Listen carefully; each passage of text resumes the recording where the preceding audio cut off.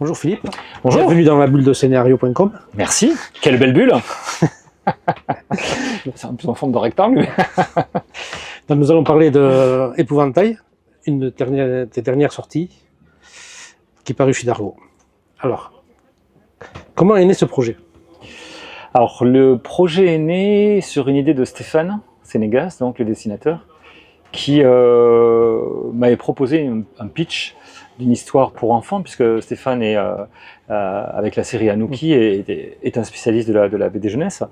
Et donc, son idée, c'était une petite fille qui parlait à un épouvantail, qui lui répondait de manière très vulgaire.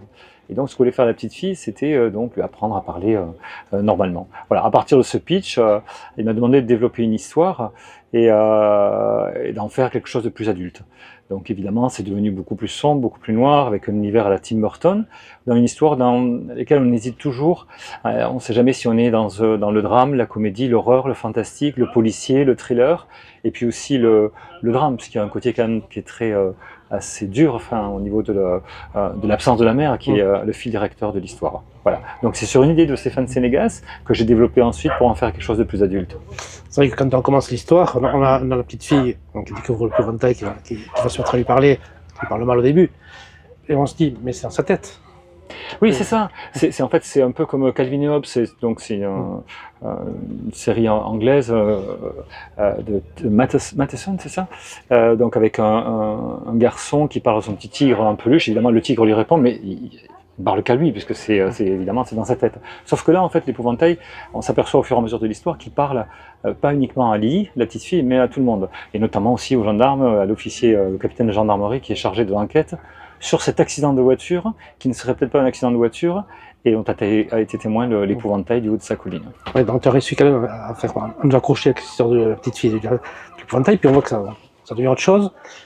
Et là, il y a le suspense policier, avec les gendarmes, et tranquillement, on a fait l'enquête, et puis tout est lié autour de l'épouvantail quand même. Voilà, alors tout est lié autour de l'épouvantail. Alors je ne peux pas trop en dire, sinon on spoilie l'histoire, mais en fait, le lien entre Lily et l'épouvantail est beaucoup plus fort que ce que l'on suppose au départ. Ils sont en fait très proches l'un de l'autre, et c'est vrai que ce qui interpelle le lecteur, c'est que cet épouvantail a été le témoin d'un accident de voiture, qui ne serait peut-être pas un accident de voiture, et depuis il a mal au ventre. Voilà. Donc il y a des petites choses comme ça que je sème à droite à gauche, qui posent question au lecteur et qui se résoudront en fait uniquement à la fin de l'histoire. On bascule toujours, enfin on ne sait jamais sur quel registre en fait on joue. Est-ce que c'est voilà le drame, la comédie, le thriller, et c'est ça justement qui fait toujours, enfin qui marche quoi, c'est-à-dire le lecteur qui est toujours pris de court et déstabilisé. C'est ça aussi qui est bien dans une BD, c'est-à-dire quand il tourne la page, il sait jamais à quoi s'attendre, savoir ce qu'il va y avoir derrière. Alors du pitch que tu avais fait Stéphane Sénégas quand il voulait que tu améliores son histoire de petite fille qui parle de l'épouvantail, est-ce qu'il a été surpris par le traitement que tu en as fait? Non, parce que j'ai écrit assez vite. Hein. Il était, si je me rappelle bien, assez surpris parce qu'en 15 jours j'ai écrit l'histoire. En fait, on a commencé à travailler, et puis voilà, 2 ou 3 jours après, j'ai commencé à envoyer une vingtaine, une trentaine de pages, et puis les 167 pages, je crois, été écrites au bout de 15 jours. Et en fait, on a retravaillé ensemble. Il y a des scènes qu'il voulait, parce que des fois, c'est vrai que j'ai tendance à être un peu verbeux, et donc lui, il mettait plutôt des silences. C'est vrai que dans le livre, il y a beaucoup de cases silencieuses, mais qui expriment exactement ce que j'ai voulu écrire dans le scénario, quoi. Donc l'entente était vraiment chouette avec Stéphane. C'est pour ça d'ailleurs qu'on se lance sur un autre projet tous les deux, quoi. Après, Stéphane Sénégas a quand même réussi, avec son dessin, à créer une ambiance aussi. Ah oui, c'est une ambiance. Il a un trait absolument hallucinant, quoi. Il arrive en faisant un visage et juste 2 points pour les yeux.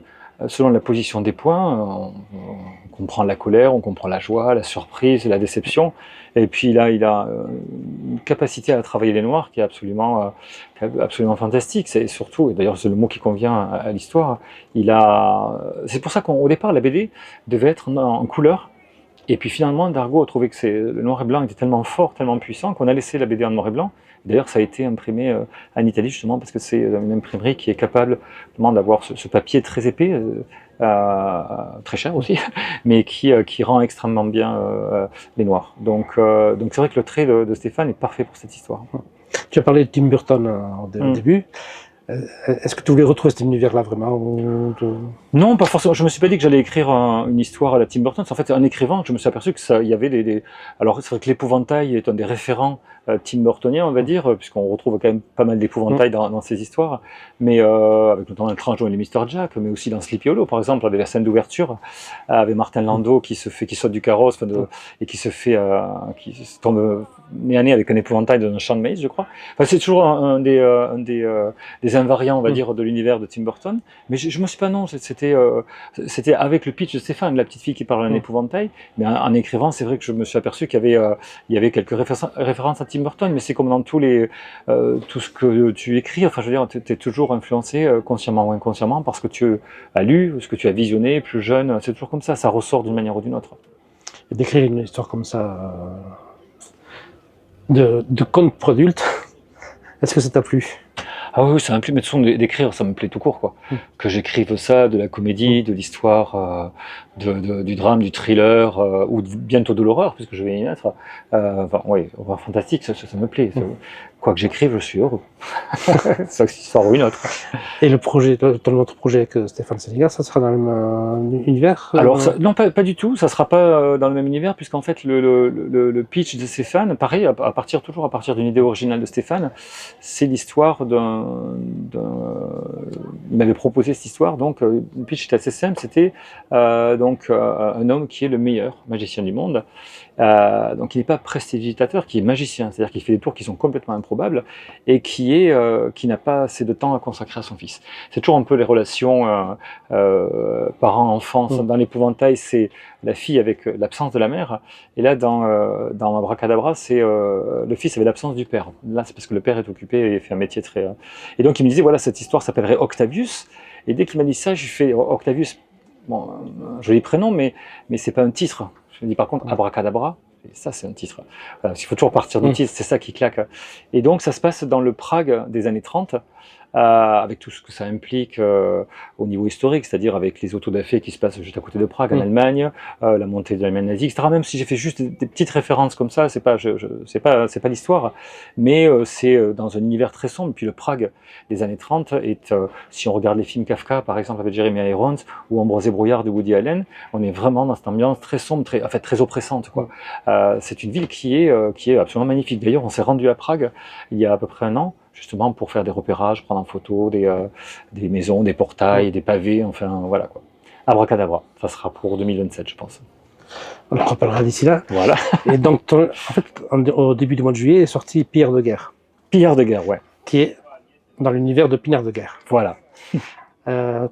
Pourquoi tu as envie de parler du Mexique, de la Révolution mexicaine? Alors en fait, c'est pas forcément une envie de parler du Mexique, parce que c'est pas un sujet que je connaissais forcément.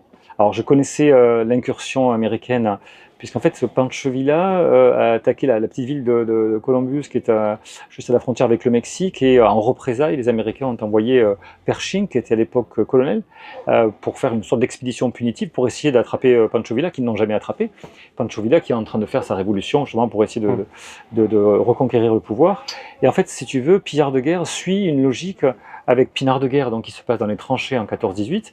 Dans le tome 2, Bagnard de guerre, Ferdinand Tirancourt, le héros, est envoyé au bagne. Et dans le tome 3, non, il s'est évadé du bagne, hein, ça semble un petit peu obligé, il se retrouve coincé entre les Américains et Pancho Villa. Voilà, et donc ça se passe en 1917, et le 4e tome que je suis en train d'écrire, je suis en plein dedans, s'appellera Dollar de guerre, ça sera le dernier. Par contre, après, stop, puisque moi je me suis promis de jamais dépasser les 4 tomes pour une histoire, alors, plutôt des one-shots, des diptyques, triptyques à la limite, 4 tomes c'est assez rare, voilà. Il y a 6 le western, il y a celui-là, mais après il y a eu Parallèle aussi en son temps, mais je ne veux pas faire des histoires à rallonge qui ne seraient pas forcément utiles, quoi. Donc le dollar de guerre, ça se finirait avec la crise de 29. Non, dollar de guerre, ça se finira avec la Première Guerre mondiale, l'armistice ou pas, juste avant. Enfin, je sais déjà comment ça finit, mais évidemment, je ne vais pas te le dire. Non, ça c'est sûr. Et Pour te imprégner de l'univers, tu as revu des westerns, des... Ah oui, de toute façon, c'est le passage obligé. Le passage obligé pour... tu parles pour Pillard de guerre. Oui, oui. Oui, j'ai vu, évidemment, il était une fois la Révolution, enfin tout ce qui touche aux révolutions un petit peu donc mexicaines. Donc il y a pas mal de films sur le sujet, des films qui ne sont pas très connus en France, mais quoi qu'il en soit, quand tu fais, tu peux pas écrire en... Alors c'est rien contre Internet, mais juste en lisant l'article de Wikipédia, il faut, pour Pillard de guerre, je me suis tapé 6 livres. Voilà, 6 livres sur la Révolution mexicaine, sur les États-Unis dans la décennie 1910, et après, voilà, d'autres recherches sur Internet et tout, parce que, en fait, ce qui me gênerait énormément, c'est qu'un spécialiste lise la BD et me dise non, ça c'est faux, ça s'est pas passé comme ça, là il y a une erreur. Donc voilà, j'essaie vraiment d'être le plus juste possible, même si je ne raconte pas l'histoire.